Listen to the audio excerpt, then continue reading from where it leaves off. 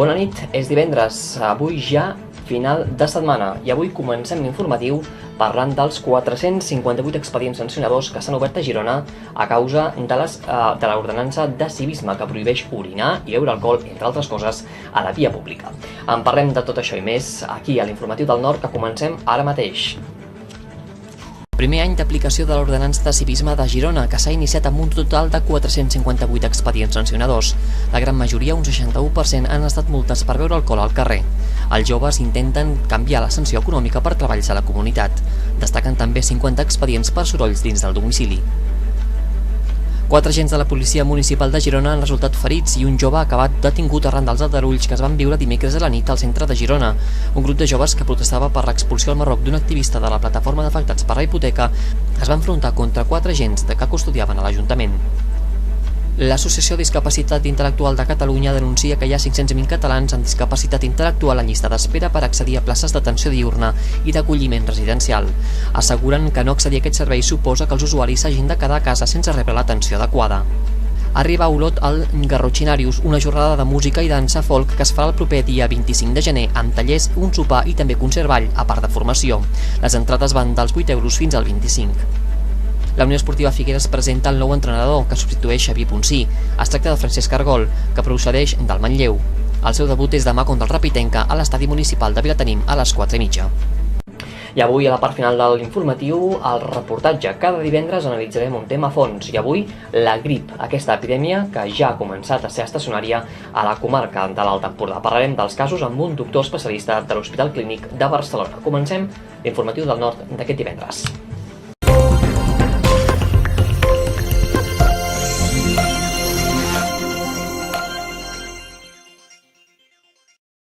Un any des que va entrar en vigor l'ordenança de civisme de la ciutat de Girona que regula els fets de poder beure al carrer, el típic botellón, o orinar a la via pública o fer soroll al propi domicili. Després d'un any de regulació del civisme a la ciutat de Girona s'han comptabilitzat 458 expedients sancionadors. Això sí, alguns dels sancionats prefereixen fer serveis a la comunitat que no haver de pagar la multa. Durant el primer any d'aplicació de l'ordenança de civilitat de Girona s'han iniciat un total de 458 expedients sancionadors. La gran majoria, un 61%, han estat multes per beure alcohol al carrer, un total de 282, i també destaquen les 92 sancions per orinar a la via pública.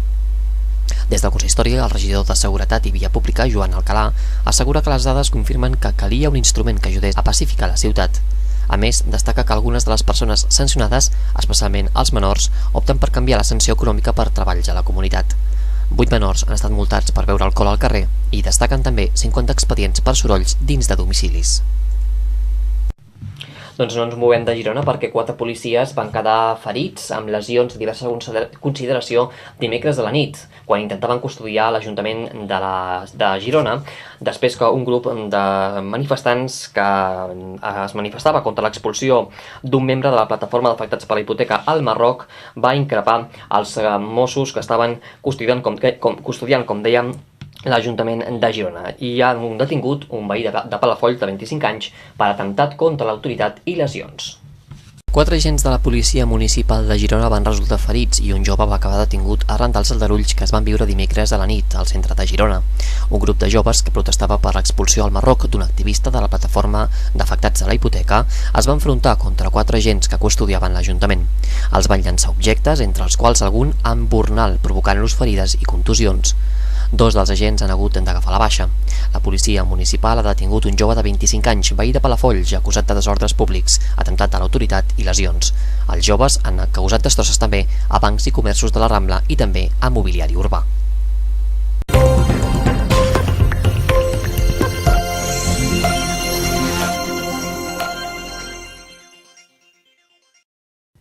I a Llançà s'han detingut 2 homes veïns de Peralada i Cabanes com a presumptes autors d'un robatori als trasters d'un edifici.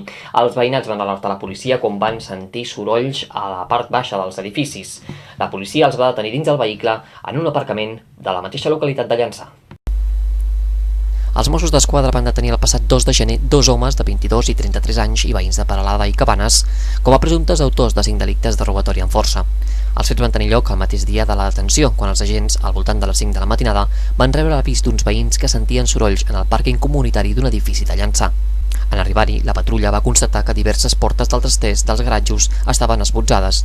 Gràcies als veïns, els Mossos van saber que els autors eren 2 homes que havien fugit amb un vehicle que poc després van localitzar amb els seus ocupants a dins en un aparcament municipal de Llançà.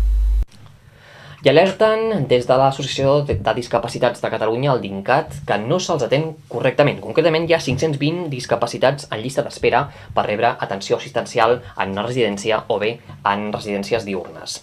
Alerten que si es produeix encara més massivament un d'aquests fets, fa que els usuaris no rebin l'atenció adequada. Denuncien, a més, que s'han gastat més de 56 milions d'euros en atenció al ciutadà que no reben.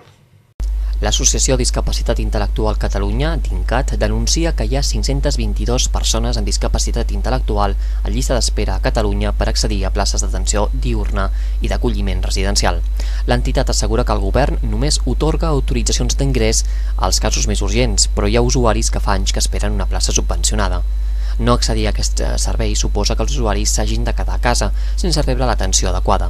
La presidenta del DINCAT, Rosa Cadenas, lamenta que les retallades s'escarnessin amb els col·lectius més vulnerables. DINCAT calcula que l'impacte de les retallades en el sector durant els darrers 2 anys han estat de 56 milions d'euros.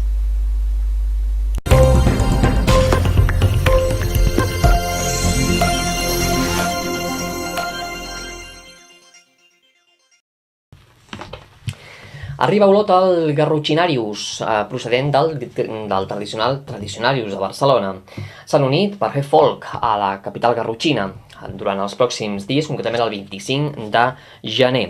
Aquesta nova proposta de folk a la capital garrotxina també complementarà l'oferta formativa. Les entrades per a aquest Garrotxinarius va dels 8 als 25 euros. L'Institut de Cultura de la ciutat d'Olot, OFolk, i el Centre Artesà Tradicionarius han decidit unir-se per organitzar el que han anomenat Garrotxinarius, una jornada de música i dansa folk que es farà per primer cop el dia 25 de gener amb tallers, un sopar i un concert ball a la Sala Alturín. Els músics que obriran aquesta primera edició seran el Pont d'Arcalís i els italians Terminal Traghetti. Els organitzadors volen que esdevingui un punt de trobada per a totes les persones i entitats de la comarca i de fora interessades en el folk i combina també una jornada de música en formació. Les entrades van des dels 8 euros fins als 25. Esports a l'informatiu del Nord. El Figueres ja té nou entrenador. Es tracta del Francesc Cargol, ex del Manlleu. Així doncs, Cargol substitueix a Xavier Ponsí, que deixa la banqueta de l'equip figuerenc. El debut de Cargol serà demà dissabte contra el Rapitenca a l'estadi de Vilatenim. El Figueres va confirmar ahir al vespre el que gairebé tothom ja donava per fet dimarts a la tarda, que el garrotxí Francesc Cargol seria l'encarregat de rellevar el destituït Xavier Ponsí a la banqueta. El nou entrenador de 41 anys torna a tenir equip un any i mig després d'haver tancat una etapa de 4 bones temporades al Manlleu. Cargol va ser presentat ahir a la tarda i tot seguit ja va dirigir el seu primer entrenament. El debut serà demà dissabte contra el Rapitenca a les 4:30 a l'estadi de Vilatenim. Francesc Cargol firma pel que resta de temporada i la vinent amb un primer objectiu clar, salvar la categoria aquest curs. Arriba el moment del reportatge. Cada divendres els portarem un reportatge a fons sobre algun tema d'actualitat, que sigui rigorosament d'actualitat. Avui ens hem de fer ressò de la grip A, una epidèmia que està assolint gairebé tot Catalunya. Hi ha fins i tot una persona morta de 93 anys. Això sí, tenia una malaltia crònica que va agreujar el fet de tenir la grip. Tot i això, però, els metges alerten que cal prevenir-se abans que curar. Comencem el reportatge, doncs, avui dedicat a la grip A, amb el metge de l'Hospital Clínic que ens explica què hem de fer per evitar l'epidèmia de la grip i, si la tenim, com l'hem de passar. El Departament de Salut ha decretat epidèmia de grip estacional a Catalunya, una situació habitual de cada hivern que aquests anys ha avançat una setmana. El virus d'aquest any, a més, dura més i el pic més alt encara ha d'arribar, segons calculen les autoritats sanitàries. Però els casos atesos als CAPs i hospitals ja s'han començat a disparar. De tots els malalts diagnosticats fins ara, una persona de 93 anys ha mort i 43 són casos greus. Es tracta de persones que tenen alguna altra malaltia crònica que els complica amb la grip. Des del punt de vista epidemiològic, el virus de la grip pandèmica o aquesta grip nova està ja circulant des de fa unes quantes setmanes entre nosaltres. Per tant, no és necessari, com era al començament, venir d'un país estranger o tenir un contacte amb un altre cas clar. Ens podem contagiar tots, De fet, esperem que, tenint en compte les dades històriques, entre un 10% de tots els catalans i tots els espanyols, i com a màxim en les pitjors estimacions fins a un 30%, pugui contagiar-se i patir la grip en les properes setmanes o mesos. En el moment en què el nombre de casos augmenti, estaríem entrant en la primera fase de l'epidèmia. Habitualment poden durar entre 8, com a molt 12 setmanes, el nombre de casos es va accelerant al començament, s'arriba a un pic aproximadament a meitat del segle i després baixen, de manera que la màxima pressió tampoc és molt alta, pot durar durant 2, 3, com a molt 4 setmanes en aquest sentit. Tot i que la campanya de vacunació es va fer a la tardor, el departament recorda que encara es pot administrar la vacuna. La prevenció, això sí, és la millor aliada. A banda d'això, els professionals sanitaris recomanen extremar les mesures d'higiene, rentar-se les mans sovint i esternudar tapant-se amb un mocador. A la resta d'Espanya l'epidèmia ja està en un punt àlgid i 2 persones han mort a causa d'aquesta nova etapa de la grip. Bé, doncs amb el reportatge tanquem avui ja l'informatiu del nord d'aquest divendres. Abans, però, fem un cop d'ull a les principals notícies que els hem destacat des de les 8 del vespre. Primer any d'aplicació de l'ordenança de civisme de Girona, que s'ha iniciat amb un total de 458 expedients sancionadors. La gran majoria, un 61%, han estat multes per beure alcohol al carrer. Els joves intenten canviar la sanció econòmica per treballs a la comunitat. Destaquen també 50 expedients per sorolls dins del domicili. 4 agents de la policia municipal de Girona han resultat ferits i un jove ha acabat detingut arran dels aldarulls que es van viure dimecres a la nit al centre de Girona. Un grup de joves que protestava per l'expulsió al Marroc d'un activista de la plataforma d'afectats per la hipoteca es va enfrontar contra 4 agents que custodiaven a l'Ajuntament.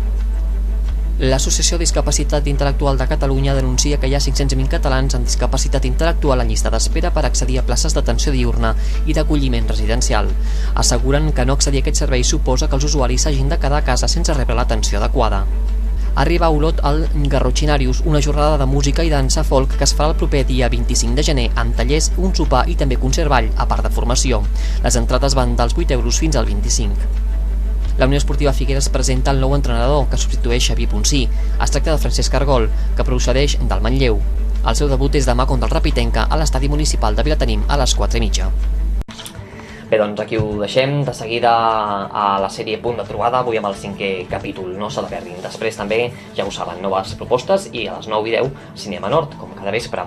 Els agraïm la seva confiança aquesta primera setmana i els esperem, com sempre, dilluns a les 8 del vespre. Tot i això, demà dissabte i diumenge hi haurà reemissions dels informatius de tota la setmana. Gràcies, com sempre, per la seva atenció, molt bon cap de setmana i bona nit.